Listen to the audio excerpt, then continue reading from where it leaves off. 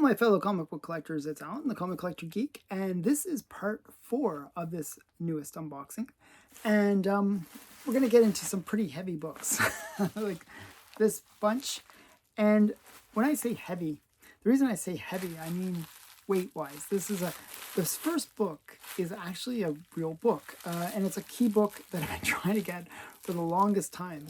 And it's one that, in terms of comic collecting, had a huge influence on the golden age of comics in terms of its collectability and really changing the way that the market looked at the golden age.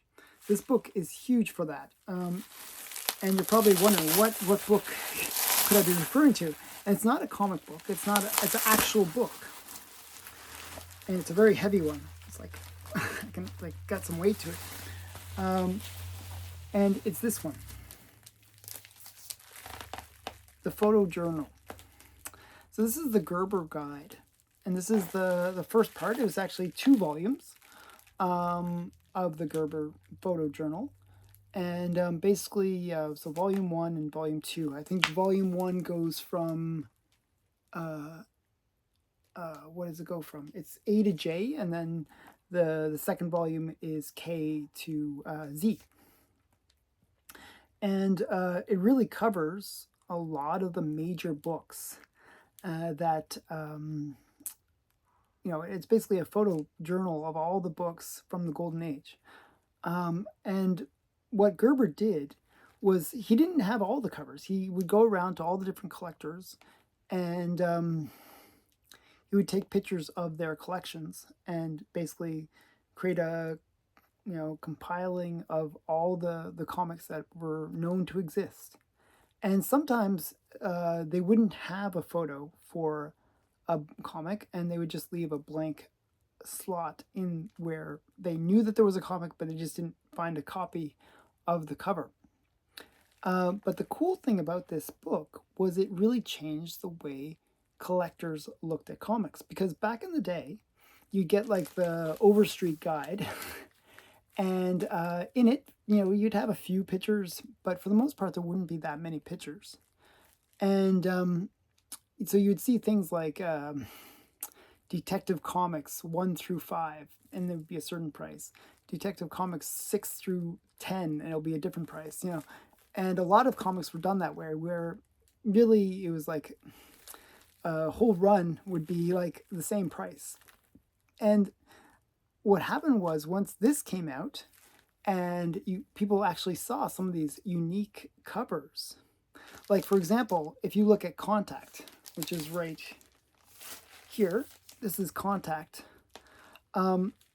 Most of the covers they're all by L.B. Cole, but this was like just very unique cover for the run, because most of them were just airplanes and stuff. This one was one with these really great sci-fi elements.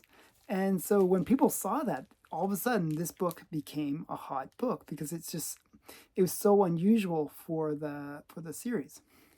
And you got Phantom Lady up here. You got Uncle Scrooge. That's Uncle Scrooge #1. You got some Jungle Comics. You got some Miss Fury. You got some really crazy Mr. Mystery with Injury to Eye. And you got this one with Yellow Claw, and just a whole bunch of really cool covers. And so once people saw the covers, all of a sudden people are using this as a guide to find cool Golden Age comics and collect based on the cool covers that were, for the most part, overlooked. So I've been trying to get a copy of this. It's quite a hard book to find. And I had the second volume, but not the first. So finally it came, I had an alert on my comic shop for it. And once, when it came up, I was like, okay, I'm getting it. And I just instantly paid when it came up, because I've actually missed on this book 3 times now that it's come up on my comic shop. And every time I miss out on it because people buy it pretty quick. And it's hard to find these journals. So this is from 1989, and it's the Gerber photo guide, which is pretty awesome. Okay, so that's a little bit about the Gerber Guide. And the cool thing about Gerber Guide is not only did it showcase all these covers, but it actually created a guide for how scarce the different books were, where he sort of, based on all the collections he had seen, he was kind of getting this sort of sense of the scarcity of some of the books. And he could say, well, you know, it's a Gerber 1 or Gerber 2.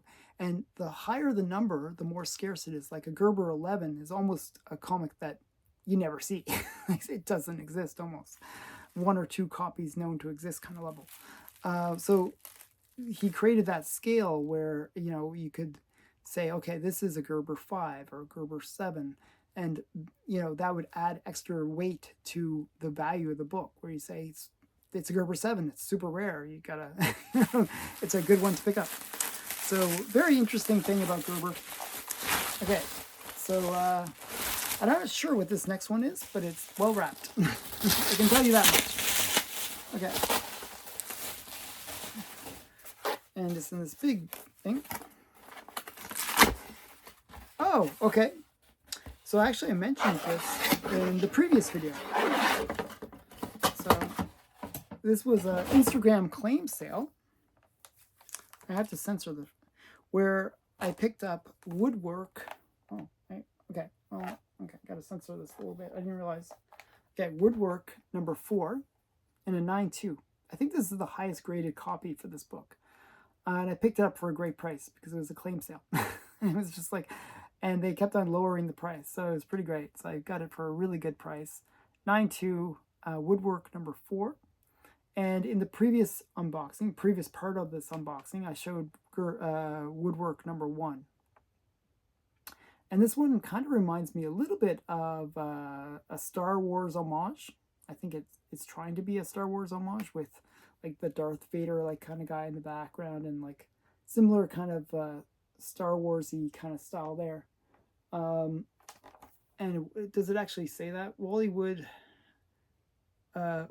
cover and art from 1979. And this is, it has the Wally Wood checklist in the number 2. So, and then it has like a cool back cover as well. So you can find out all the different Wally Wood comics to pick up based on this book. So this is Woodwork number 4 from 1979. It's super high grade. So, and then I got one more Wally Wood book. This is Sally Forth. I also mentioned this in the second, that previous unboxing part. And this is Sally Forth number 1. And it's got a little bit of boobage, so I had to censor it a bit. And this one is actually really interesting. It is 100% sealed. It's sealed on all sides, so I'm not opening this one. It's trapped. So this is Sally Forth number 1 and super high grade actually. So yeah. But it's sort of funny that it's sealed on all sides. There's no way I can get it out. Okay. That's actually my second copy of that. I actually have another copy of it. Okay. This next one is interesting. I actually have to open this one up to show you guys something. So this is Betty and Veronica, number 228. So Betty and Veronica 228. And this one is actually kind of a risque Betty and Veronica, and I'll show you why.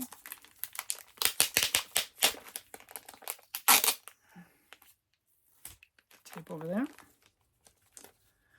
So it's not based on the cover that people go for this one. I didn't realize it had a tape pull on it, but oh well. I didn't pay for much for it, but it is because it is a rather expensive book in high grade. One sec here. Okay. And it's all because of this panel, these panels right here, where you got Betty and Veronica taking a shower. You know, it's a little, and it's very suggestive of Betty actually. So the fact that they're nude inside makes this highly sought after by comic book perverts like me. Like people like that want to see Betty and Veronica nude. So right there, that panel right there, you can see Betty and Veronica taking a shower. That's why this book goes for big money. You know, there's nothing really else in it. But yeah. So if you're ever looking for a semi-nude cover or semi-nude panel of Betty and Veronica, well, just remember Betty and Veronica number 228. So that's the key about that one. So kind of a funny key. Okay, next on the list. This is a series that actually, if you watch the preview, I showed another issue from this series. And this is Tessie, the Typist, number 13. And it's just these really great Good Girl art covers. These were done by Timely Publications. And they had like Millie the Model, Nellie the Nurse, and Tessie the Typist. And they were just really cool, like really great Good Girl art covers. I'm trying to get the complete run of Tessie because of all those series, I like Tessie the most. I just thought, I thought her covers were kind of I like the art style, and I think it's kind of cute. So Tessie the Typist, very cool one. I'm not sure who did the art for them. I still haven't figured that out yet. And it doesn't denote it in a lot of the things, so it's hard to figure out.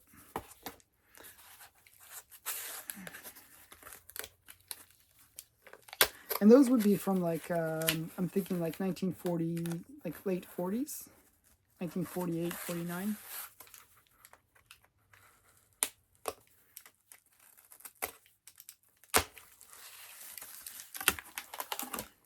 Oh, wow, okay. This is a Major Donald Duck key.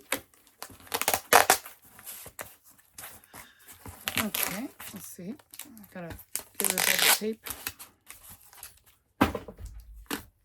Okay, so this is Walt Disney Comics and Stories, Volume 4, number 10. And this is a really cool Donald Duck as Uncle Sam cover. And you got the war bond on the cover. So this would be like from the 40s, early 40s, when the World War II was going on. And they were trying to do everything they could to encourage, patriotic Americans to donate to the war effort. And comics were part of that propaganda wing where they were really promoting the, people to buy war bonds in order to support the war effort. So, finding these kind of great propaganda covers is really cool. This one, also with him dressed as Uncle Sam, the war bond, has a lot of really great historic elements to it. So just a really cool one. Buy one of these war bonds today. And I mean, I imagine this would be a big deal. $100 war bond? That's a pretty big bond for back in the 40s. So it's like, comics were 10 cents. So that's like 1,000 comics. So yeah, I'd rather 1,000 comics than one war bond. But, it was for the war effort. So it is a good cause. So July 1944. Okay.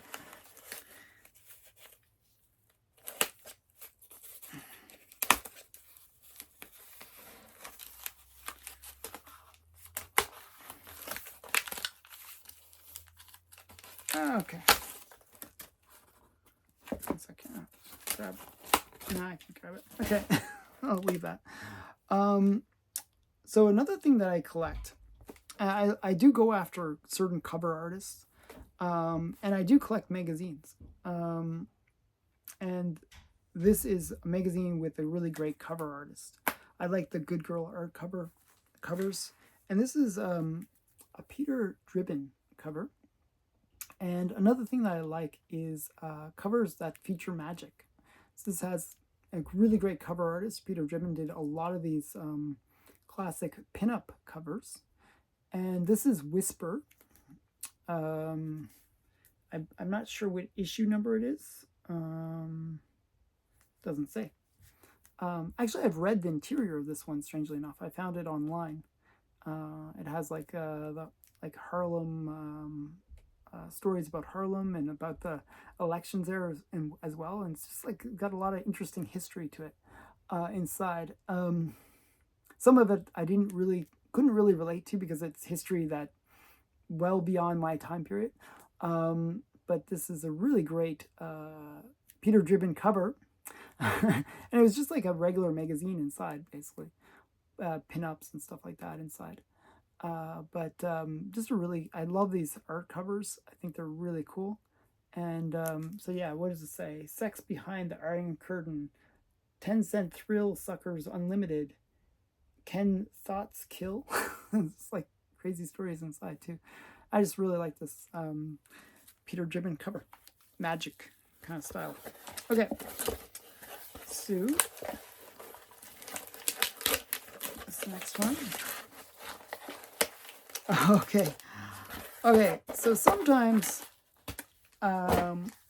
some sites get things wrong. And one of the things that I was trying to find out was, where did Wolfgal make her first appearance? It's a character that's another one of these golden age characters that I was really, trying to find her first appearance. And originally, all the sources that I could find suggested that her first appearance was in Little Abner number 63, which does feature her on the cover. And it's her first, from what I can tell, it's her first cover appearance. However, I was trying to find if there was actually any earlier appearances. And what I found was there was indeed an earlier appearance of Wolfgal. And it was in this book right here, Little Abner Comics number 61. And this is, so it's 2 issues earlier, and it features Wolfgal inside. Now, this is a key issue for a bunch of reasons. It is the first appearance of Wolfgal, but it also is the first Little Abner Comics issue.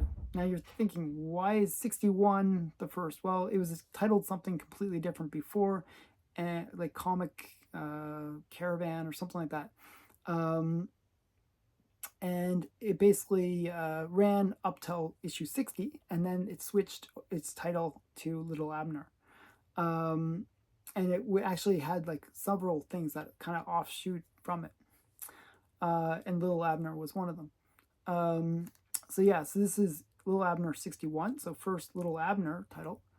There's also Little Abner number 1, which is a different series, but this is Little Abner Comics number 1. But it's also the first appearance of the Sadie Hawkins Day dance, or not dance, but Sadie Hawkins Day, where basically in Patchwood, I think it's Patchwood. Is it Patchwood? I'm pretty sure where they are from is, I think it's Patchwood. They basically, the girls of the community will, in order to find a man to marry, they will have a competition where basically the women will chase the men, and if they can capture the men, they get to marry that man. So Daisy May, that's Daisy May, always is trying to capture Little Abner.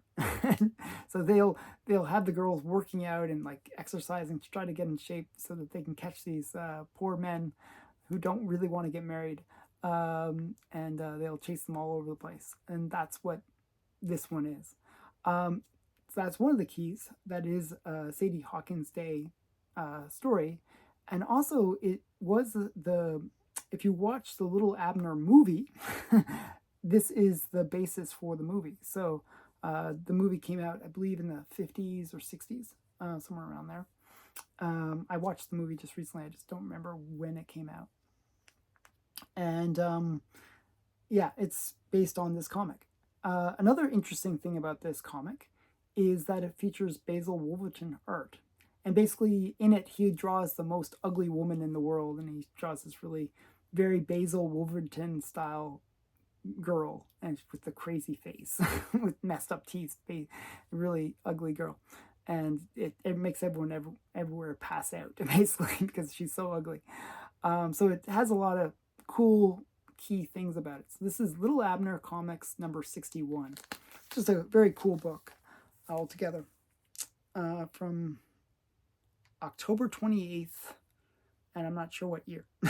I'm not sure what year, but definitely a cool one. Okay, and this last,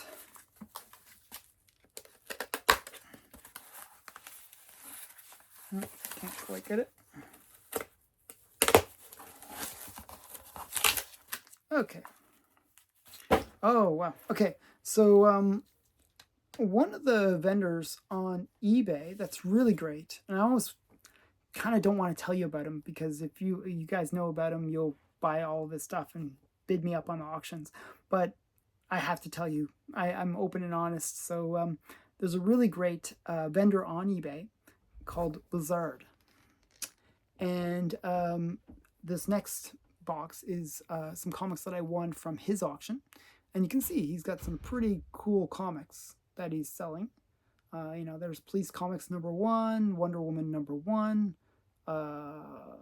Showcase #4, like some pretty big books.